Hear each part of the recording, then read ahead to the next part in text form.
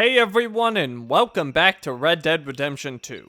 On this video, we're doing the mission, The Best of Women.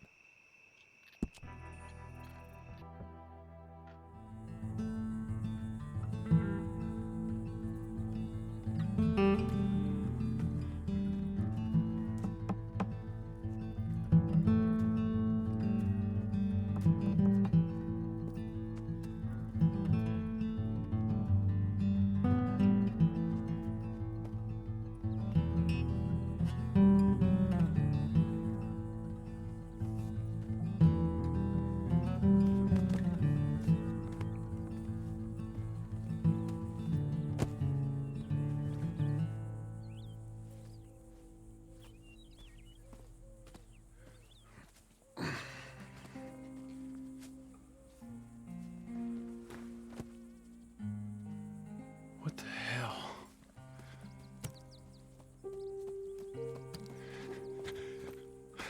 You're...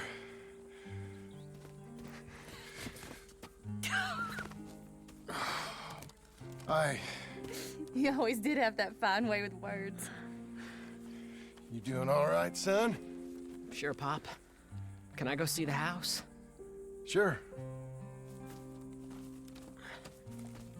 Just give him some time. He'll warm up.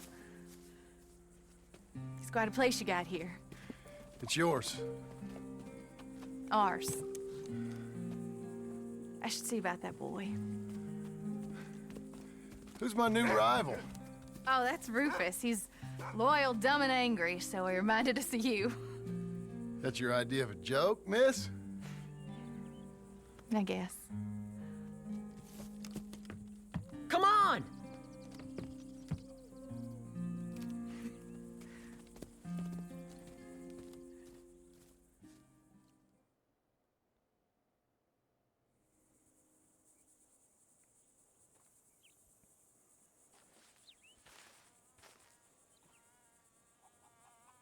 So, Abigail has finally returned. And that's the end of the mission. It's a weird mission, no medal. Just sort of pops up momentarily. But yeah, that's the end of it. If we take a look on our map, both Jack and Abigail have new missions waiting for us. So what we're gonna do, we're gonna head into Blackwater and pick up the newest newspaper. Come on, Rachel, jump that fence. Oh, come on. Lame. I missed you, girl. Alright, let's go.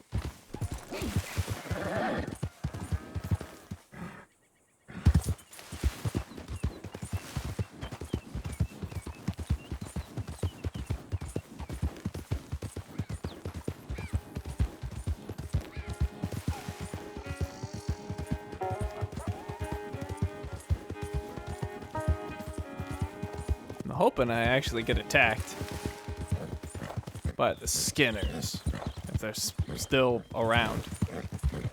I do, at some point, need to get that challenge for disarming 3 enemies without reloading my weapon. Shooting the gun right out of their hands. I've tried it quite a bit, and I suck at it, so hopefully next time I fight enemies, I'll be able to pull it off.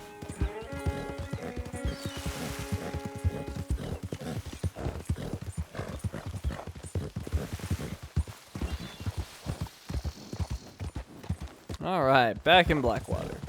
You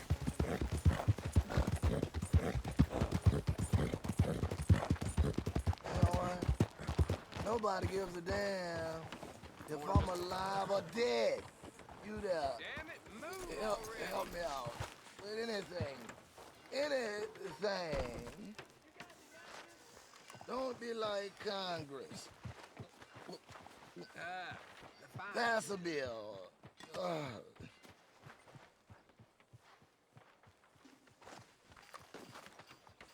Don't use this for liquor, all right?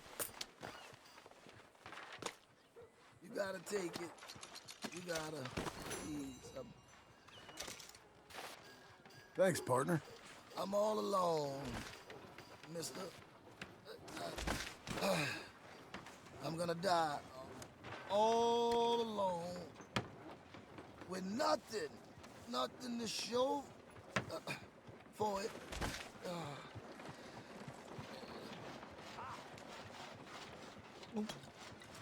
Save my good looks.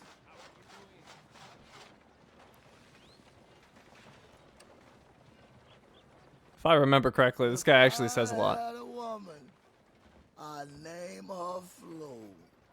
She'd have hair from her head to her knees to her toes. And the prettiest eyes money can buy.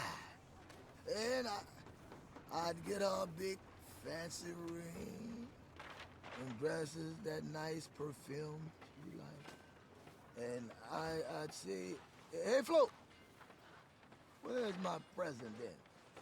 You ungrateful bitch.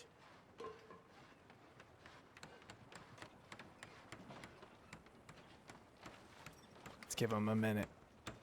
See if he has any drunken ramblings. Or any more drunken ramblings. Maybe that is it. Alright.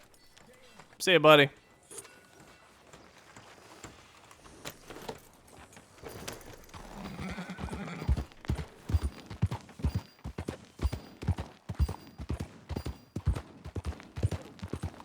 How you holding?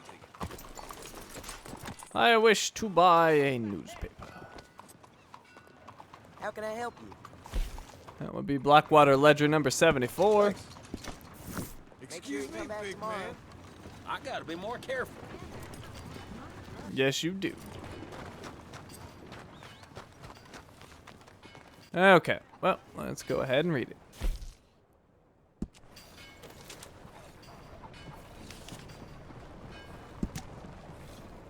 Bureau of Investigation founded. Secret Service veterans join staff. Promise to root out organized crime. The Attorney General has formed an autonomous investigative agency to be headed up by veteran law enforcement officer Edgar Ross in an attempt to track high-profile and dangerous criminals. The Bureau will also be tasked with investigating financial fraud and other organized crimes. Ross served for many years as a senior agent with the Pinkerton Detective Agency under the mentorship of the late Andrew Milton, and then went on to work at the National Bureau of Criminal Identification, founded by the National Chiefs of Police Union in 1896, which was tasked to record information on criminals and gangs and work with law enforcement. He has been billed as one of the most humble, innovative, and honest law enforcement officers of his class, and colleagues say that Ross produces results where others fail. Upon swearing in, he stated, "I want all criminals to know that here in America, everyone will eventually pay for what they have done." Unrest in the tropics. Cost of food, fuel, angers citizens. Sugar barons to blame. Island residents from Barbados to Cuba are experiencing soaring prices and short supply of food and fuel. They are blaming local politicians and sugar barons for the situation. Shortly after the political unrest in the area, including the assassination of prominent sugar industry advocate in Guarman, Governor Alberto Fusar in 1899, American banking institutions, including J.D. McKnight and Company, took control of the sugar industry on several islands, including Barbados, the Virgin Islands, and Guarma. Fields which once flourished with locally grown foods and were used to feed the island nation suddenly switched to growing sugarcane. As a result of a single crop economy, all foodstuffs are imported, to great expense for local peoples. Foreign investors hire locals to guard and police their massive plantations, subjecting workers to harsh conditions and penalties. Local groups argue that island residents are suffering the most, while businesses say heavy investments by American financial institutions have allowed for the revitalization of the local economies. We are helpless. Towns decry unchecked violence. Outlaw gangs running rampant, led by notorious criminal Micah Bell. Oh, really? A cacophony of outrage has been building at the lawlessness that prevails in towns across the area. Numerous outlaw gangs seem to operate unchecked or unstoppable by law enforcement, rendering terrified citizens helpless. The reward for killing or capture of infamous outlaw Micah Bell and his gang was recently increased by government officials in response to the unanimous outcry from citizens, that something must be done about this murderous gang of thieves and killers.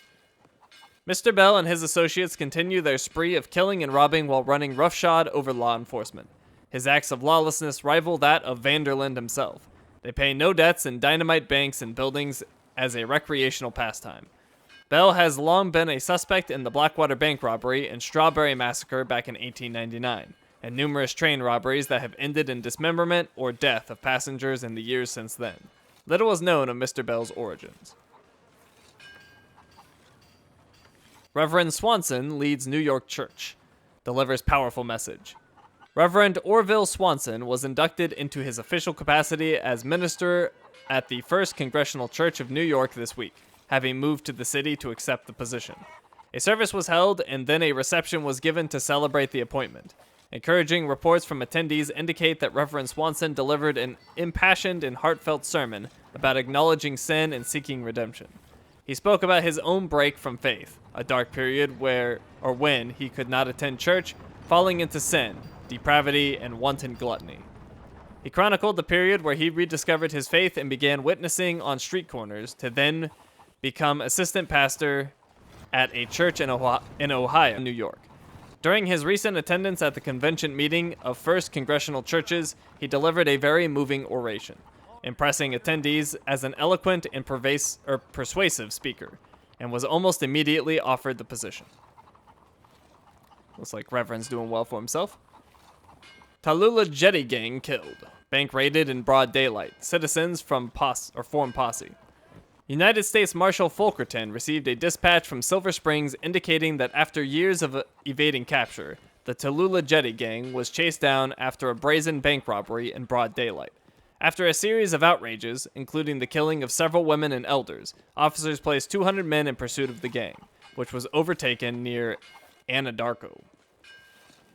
A combination force of Cherokee Indians and a militia formed after the bank robbery pursued the gang to a cave in the bluffs south of the area, where a spectacular gun battle took place, killing several officers. After a period of quiet, one man entered the cave where he found a gravely wounded William Bishop bleeding out next to a deceased henchman, Harold Sutton, and James Shaw. Liquor smuggled into Indian territory. Deputies pursue outlaws, 1 killed. A dispatch received from Comanche Indian Territory yesterday says that Deputy United States Marshal Tidwell and another deputy attempted to arrest Cletus Yarnell and Lawrence Branch for introducing intoxicating liquors into Indian Territory. The outlaws resisted arrest and a gun battle ensued, with Marshal Tidwell's horse being shot out from under him. The desperados fled into Indian Territory and were pursued. Yarnell was mortally wounded. Branch was arrested. Bubonic plague in San Francisco. City still reeling after earthquake that killed 3,000. After an earthquake that destroyed 80% of the city and killed over 3,000 people, the city of San Francisco now reports that a second epidemic of bubonic plague has broken out. It is believed the outbreak is due to the large number of rats in the area. Fleas from infected rats transmit the disease, resulting in fever symptoms, seizures, gangrene, and necrosis of the extremities, along with, in many cases, death. That's the new railroad completed. We've seen that before. And The Art of Angling by Jeremy Gill, sockeye salmon. Last year, while fishing in the Alaskan territories, I soon discovered that a family of bears was fishing too, and one particularly angry Kodiak took exception to my overwhelming success of pulling dozens of sockeye salmon out of the water. I could not blame him, however. Now his head sits sentry above my foyer with a salmon in its mouth, a testament to the hunter becoming the hunted. In cold streams, and particularly in the Grizzlies, salmon will strike river lures and possibly the best tasting fish you can bring home for supper. They are so plentiful you may take as many as you like with no consequence. Happy casting. All right. So we're all caught up on the news. Reverend Swanson doing well for himself. And Micah Bell apparently out causing trouble. I really hope that we'll be able to take care of him and Dutch. I want to take care of both of them. Although we are quickly running out of time because the last time I looked, I believe our story completion is at 96%. So if something's going to happen, it's going to happen real soon. Alright, so anyways, that's all I wanted to do in town. Let's head back to the house, and then we'll wrap this up.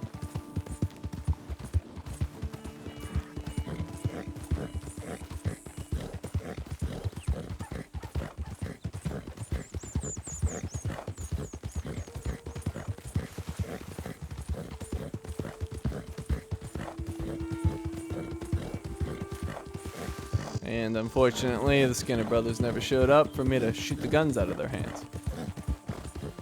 Some other time, perhaps.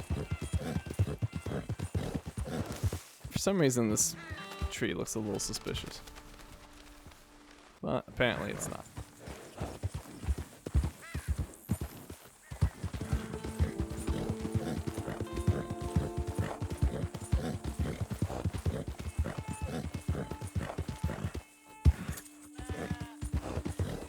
Okay, we are back. This place is looking more legit by the day. Slow it. Not quite the shack we bought before. Alright, let's check journal, and then we're done here.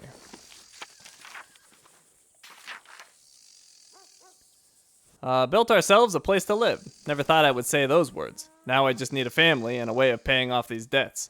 Went off bounty hunting with Sadie, who I'd met again after all these years, and the whole thing turned crazy. Thank God Abigail weren't around, or she'd have skinned me herself. Well, she is around now, but she doesn't have to know. Alright, so we're all done here. Thank you for watching, and I will see you next time.